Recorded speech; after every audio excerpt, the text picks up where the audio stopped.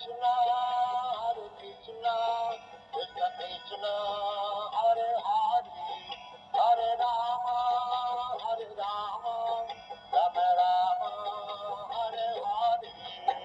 হরে কৃষ্ণা। প্রিয় বন্ধুরা, আমি বিশ্বজিৎ গুহ রয়, আর আজ আমি তোমাদের দেখাবো কিভাবে আমার দিদি পিঙ্কি গুহ রয় হার্ট শেপের লুচি আর মশালা আলু ভাজা বানিয়েছে। জন্মের পর থেকে গোল গোল লুচি খেয়ে এসেছি, তাই আজ আমি আমার দিদিকে বলেছিলাম হার্ট শেপের লুচি বানাতে। দিদি প্রথমে রাজি হয়নি। কিভাবে হার্ট শেপ করতে হবে আমি দেখিয়ে দিতে দিদি রাজি হয়ে গেল।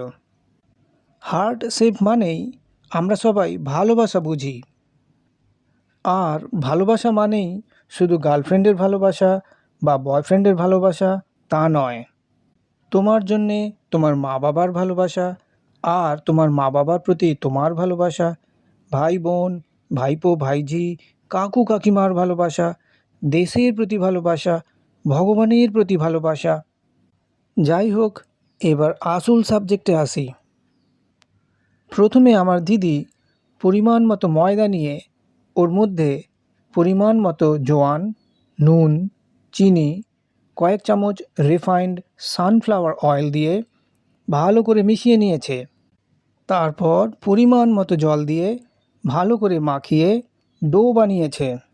এই ডোটা একটা বাটির মধ্যে ঢাকা দিয়ে সরিয়ে রেখেছে। এবার আমার দিদি কড়ার মধ্যে পরিমাণ মতো সর্ষের তেল গরম করার পর গোটা জিরে আর কালো জিরে দিয়েছে। তারপর আলু দিয়েছে। আলুগুলো ভালো করে গোটা জিরে আর কালো জিরের সাথে মিশিয়ে নিয়েছে। আলু কিভাবে কেটেছে সেটা আমি আর আলাদা করে দেখালাম না, ভিডিওটা অনেক বড় হয়ে যাবে। আলুগুলো এখন প্রায় 50% ভাজা বা নরম হয়ে গেছে। আমার দিদি হলুদ গুঁড়ো দিয়ে ভালো করে মিশিয়ে নিয়েছে। এখন আলুগুলো প্রায় 70% ভাজা বা নরম হয়ে গেছে। আমার দিদি এবার টমেটো কোচানো দিয়ে দিল।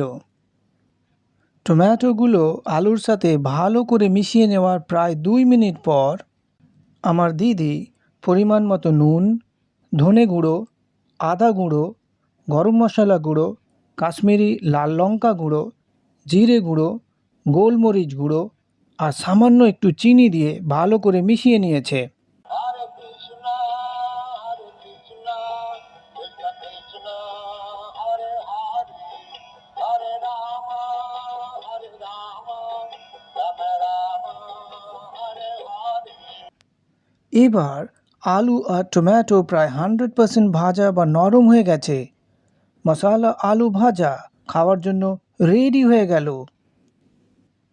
আমার দিদি রসুন এবং পেঁয়াজ ব্যবহার করেনি, কারণ আমরা ভগবান শ্রীকৃষ্ণের চরণে আশ্রয় নিয়েছি, তাই আমরা পেঁয়াজ রসুন খাই না এবং আমরা ভেজিটেরিয়ান।